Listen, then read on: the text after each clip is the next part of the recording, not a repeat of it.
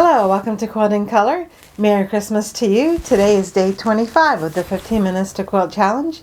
You didn't think I was going to take the day off, did you? Well, I am. This is pre-recorded. But today I'm going to be working on the 1857 quilt. Even though I don't have a Christmas quilt exactly in the works, I do have this quilt which uses reds and greens and yellows primarily, so it pretty much looks like a Christmas quilt. It can be used as one. This is a reproduction of a quilt that was made in 1857, which looked like it was a quilt that was made from blocks made by a bunch of different people that were put together because the styles are different for each other. So today we're going to cut some fabric and just fuse it onto the background. And basically the way I put them together is I'll use a buttonhole stitch on my machine to secure the applique. But what I like to do is that when I'm working on appliquing the green, I'll just do a bunch of different blocks with the green thread so I don't have to keep switching back and forth for each block. I hope you have time to sew along with me today, but if you don't worry about it. You can make up the time if you want to, or if you don't, that's fine too. You can just call it a free day. Okay, let's get started the way we always do, is by looking over the box and seeing what's in here. First thing we have here is some patterns that I printed out, and we have some fusible to help us with that. Put these aside. There's some scrap fabrics. I want to work on these today. So we've got some red and green and yellow. I'll work on these today.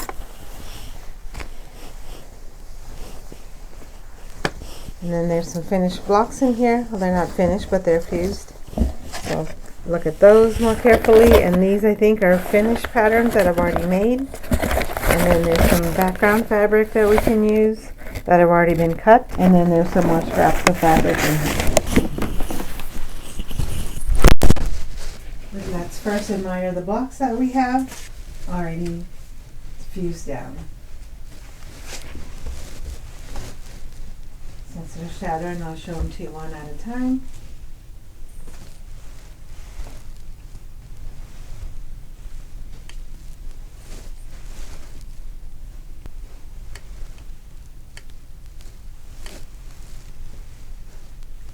You can see some of them are a lot more elaborate than others.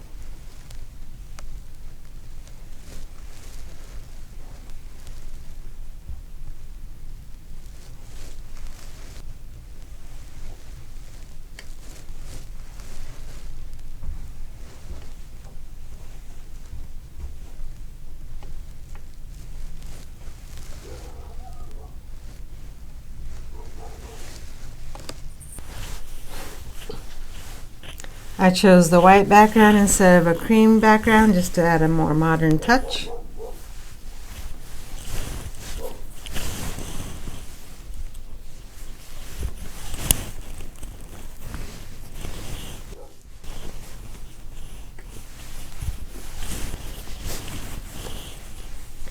You can see on this block the red has already been sewn down with the buttonhole stitch by machine, and the green has not been done yet. You can see that.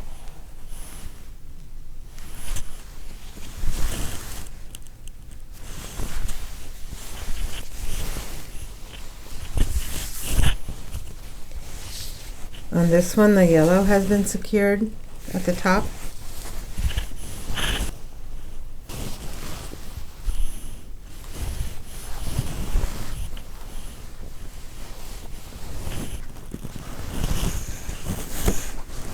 On this one, the yellow has also been secured.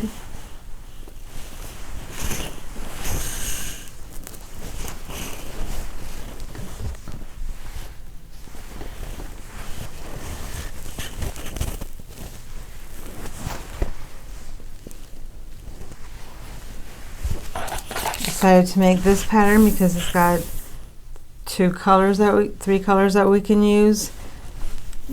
Let's work on the green petals first. Just need a small one for that. So basically, I'm just going to make one template, and it's really easy to see from the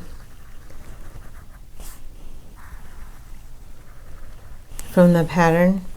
If you can't see it, then it helps. You can always get a light box.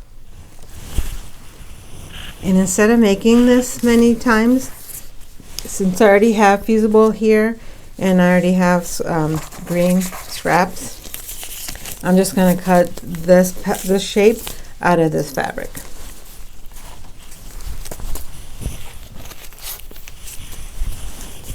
And I need 1, 2, 3, 4, 5, 6. Got some children's scissors. And find a place where I can get this to fit. And I can use a pin to make this work.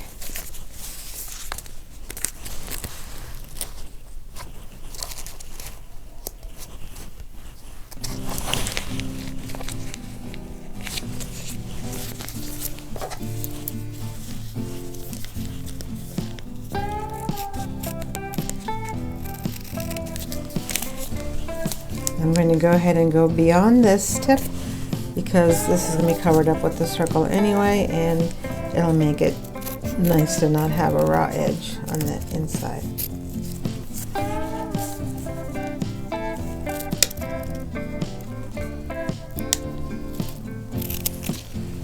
Just moving the pin out of my way. There we go, there's one done.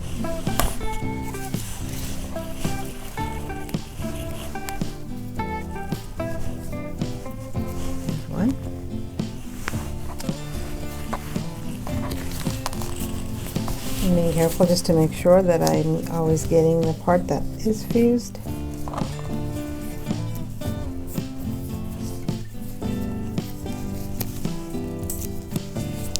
It helps to use a smaller pin if you have one.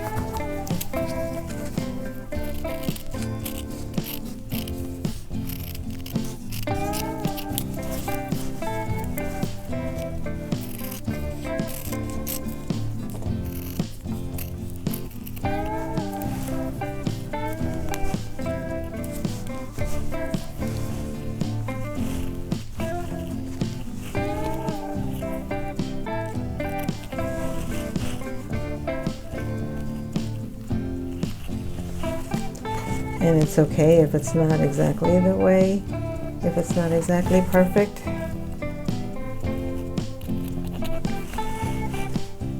Because it is just applique, and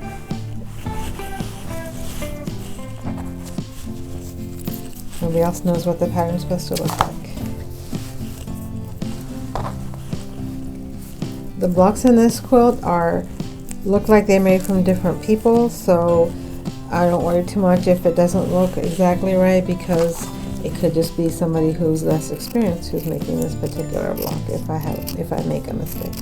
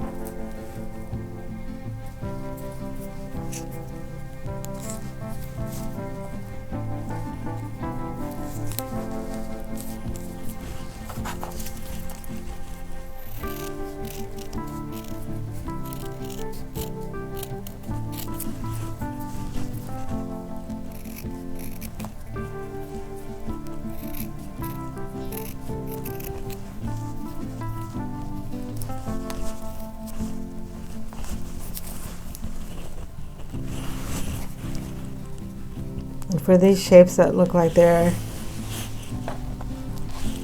could go either way, then I don't really pay that much attention to whether it's the right side or the wrong side, because they look pretty close, similar enough. And if they do look a little bit different, that's a nice variety in the block.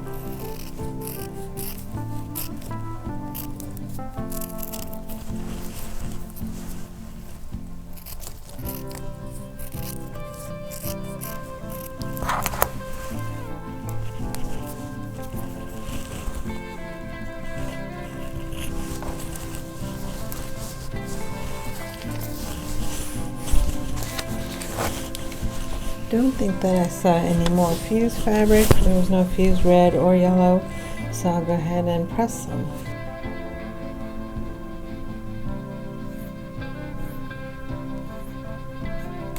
A small square of this fabric, so because I need a very small amount. And likewise with this one, I'm not going to need a very large square of this.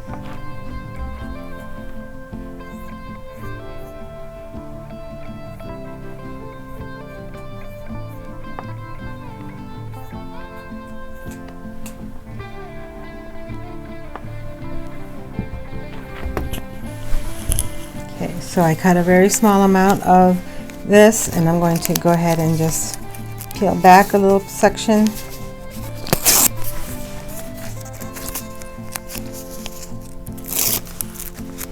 To press this on top to the back of this fabric.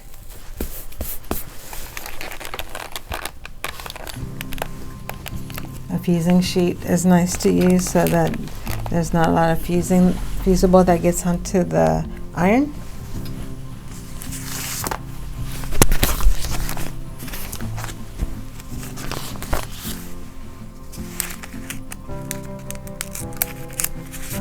On this one, I'm going to go ahead and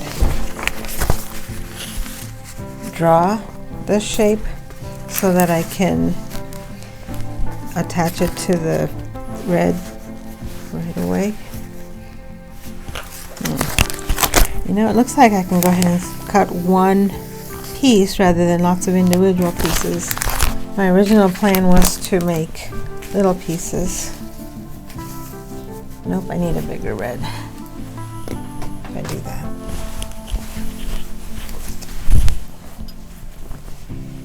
Not worried about the fabric because I can always use the other red, that piece that I just cut, for another part of the quilt. And my scissors.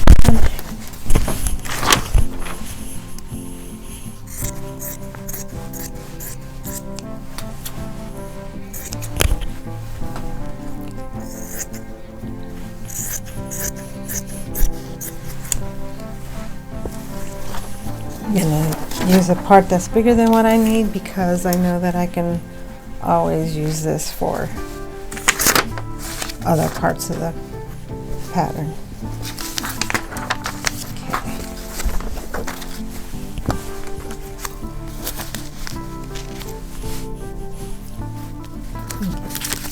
To save the fusible, I do try to be as close to the edge as I can when I'm starting.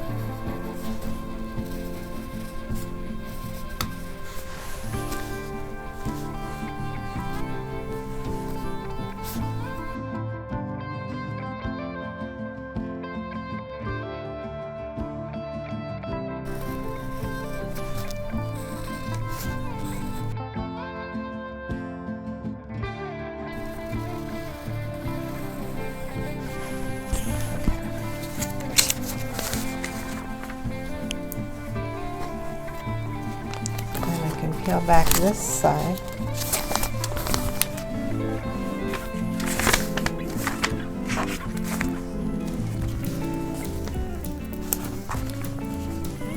What happened to my children's scissors?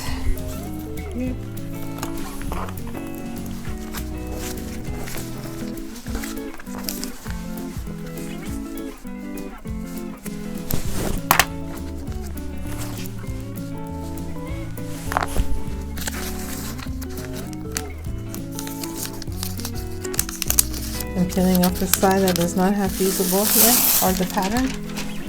I could press it onto the fabric here.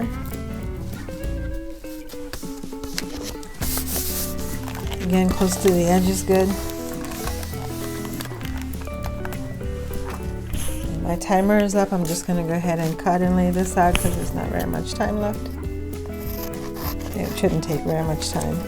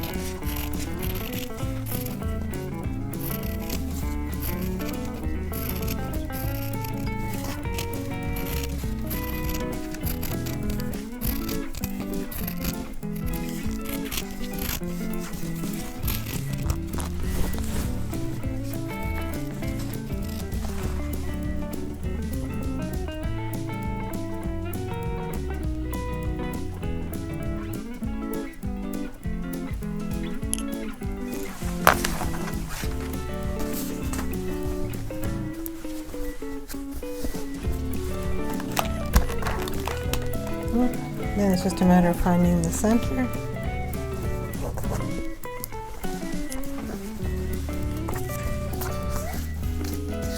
Pressing this on top. If I wanted to save fabric, I could just, if I wanted to save more of the fusible and the fabric, I could cut a shape out of part of the shape in here. I'm going to do that.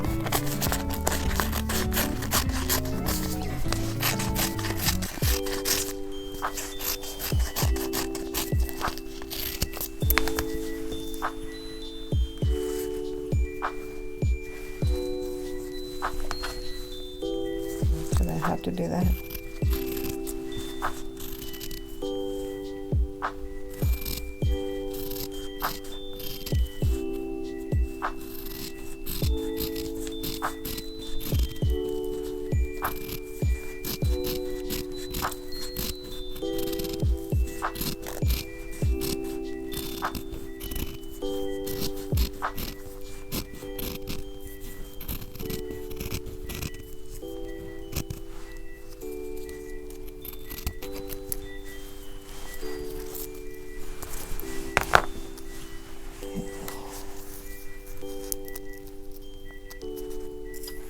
And I peel off the paper, leave the fusible on the fabric,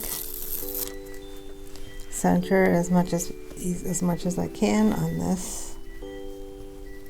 All sticky.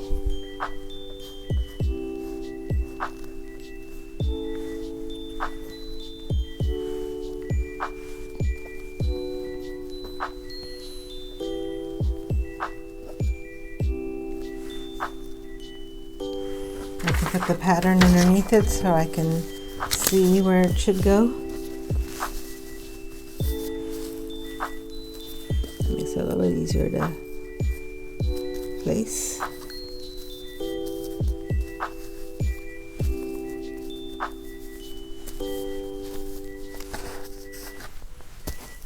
If you can't see, you can always peek underneath.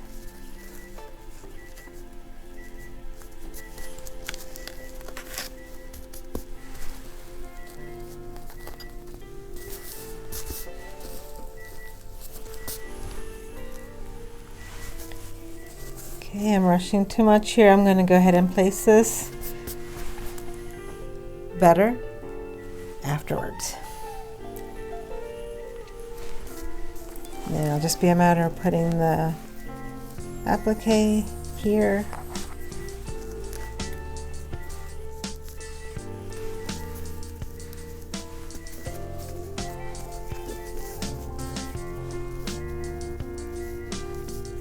and then the circle on the top.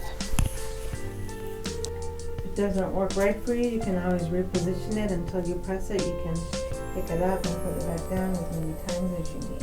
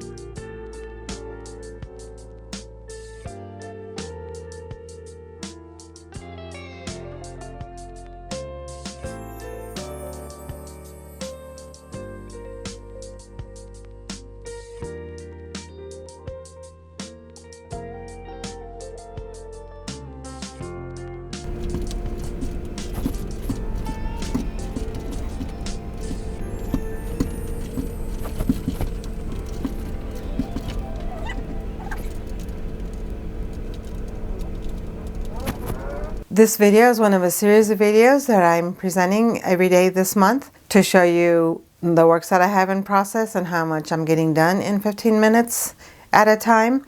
I hope that you got a chance to sew with me today, and if you did, just let me know in the comments what you worked on and how much you got done today, and I'll give you an entry in the drawing. And today, because it's Christmas, I'll give you 2 entries in the drawing. How about that? That's my gift to you. Thank you for watching. I appreciate all of your support. Happy holidays to you, and I'll see you again tomorrow.